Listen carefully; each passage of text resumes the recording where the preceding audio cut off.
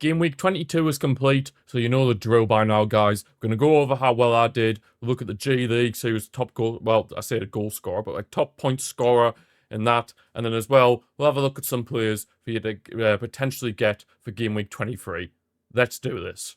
So yeah, I've had one of the worst weeks I've had in quite some time, to be honest, guys. I've literally got the average amount of points, which was 40, so yeah, not the greatest of weeks for me. If we have a look at my team, Robin Roofs, I put him in ahead of Pickford.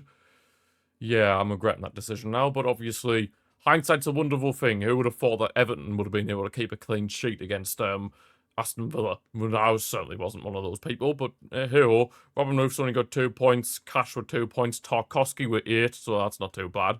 Same with Gabriel, I brought him in for this game week.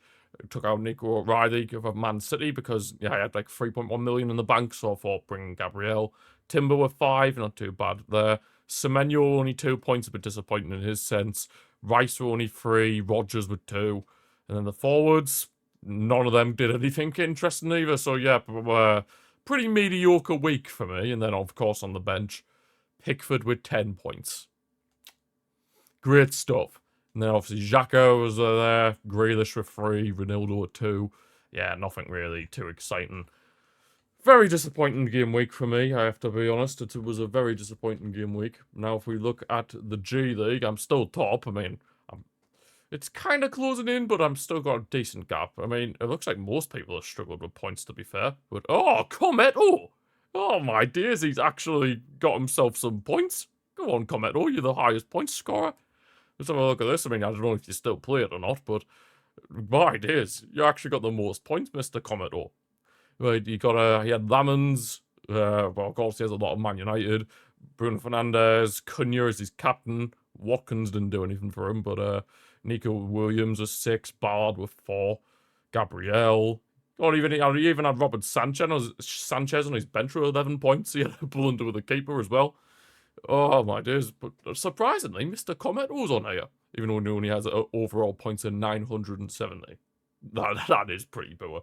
But yeah, anyway, now we've gone over all that, here's some players that I would recommend for you to get in Game Week 23.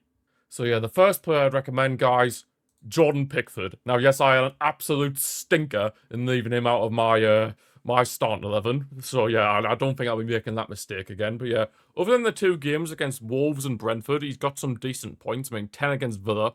But to be fair, who would have thought that Everton would have kept a clean sheet against Aston Villa? I certainly wasn't one of those people. His price has actually gone up to 5.6. He's got 10 points against Nottingham Forest, 6 against Burnley. So yeah, that's not too bad from Pickford. And of course, he's got Leeds up next, which, I mean, Leeds are in good form. And of course, Everton have been a bit hit and miss recently, but I wouldn't be surprised if they can keep a clean sheet there. Or yet again, I wouldn't be surprised if Everton ended up losing that game after they beat Aston Villa. You know what I mean? Then they've got Brighton, Fulham, Bournemouth, and Man United, so could be a few difficult fixtures in there for Everton, but I feel like Pickford is still a good bet. Even if Everton are under the cosh or whatever and they're struggling to maybe like get goals, at least Pickford's a guaranteed points getter.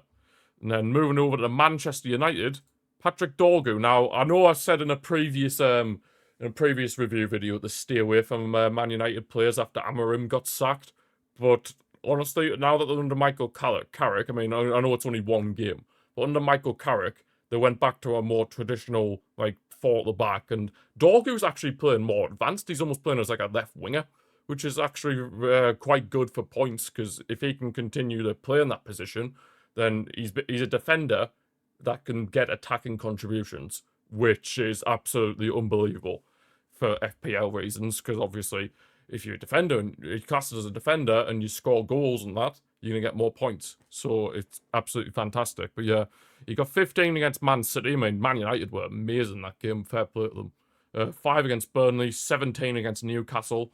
So yeah, Patrick Dorgu was looking like a good little player to have in your team. I mean, I know they've got Arsenal next, but I mean, who knows how that will go. And then, of course, it's still Man United. They are going to be hit and miss, you know what I mean? They're not exactly going to be consistently getting a load of points on the board, but you never know. I mean, if Dorgu can continue to show good form and play on the left wing, then the points potential, astronomical.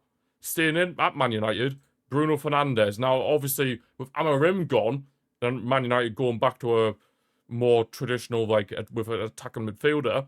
And I know defensively against City they were playing a 4-4-2, but obviously in the transition they would go to with an attacking midfielder, and obviously that's where Bruno Fernandes will be operating. And back in his more natural position, I think that could benefit a lot of people. Yeah, with Bruno being back in his natural position, and of course the likes of Mbeumo all returning from AFCON. Yeah, Bruno Fernandes back in the attacking midfield role can definitely start getting more points again, because obviously under Amorim he was obviously in a midfield too, in that 3-4-3 or whatever the hell it was. And obviously Bruno Fernandes couldn't really get many attacking contributions as he was one of the centre midfielders. But obviously now that he's back in attacking midfield, you feel like he can start getting those goals and assists again. That could really make him a definite, well, maybe not a definite, but one of those players that you want to be looking at to get in your team. As obviously, yeah, he's going back to his best, you'd think, being back in his more natural position. But then finally, for the striker position, Brian Brobby. Now, yeah, he's been getting quite a few points for Sunderland as of late. I mean, 9 points against Crystal Palace. Of course, he got the winner for Sunderland in that game after they had to make a comeback after going 1-0 down. It was a good finish as well from Brobby, but he actually ended up getting cramp in the after the shot, so it was quite a bit of an awkward moment for him. But yeah, I mean, he got 9 points against Crystal Palace. I mean, 9 against Tottenham as well after, of course, he scored the equaliser there.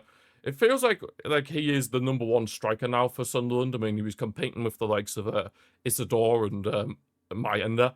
But it seems like Brobby is the one who is going to be regularly starting for them. And they've got 2 very nice fixtures coming up, Sunderland, in the next 2 game weeks. West Ham away and then Burnley at home. So you'd think that Sunderland will be able to get 6 points from those 2 games.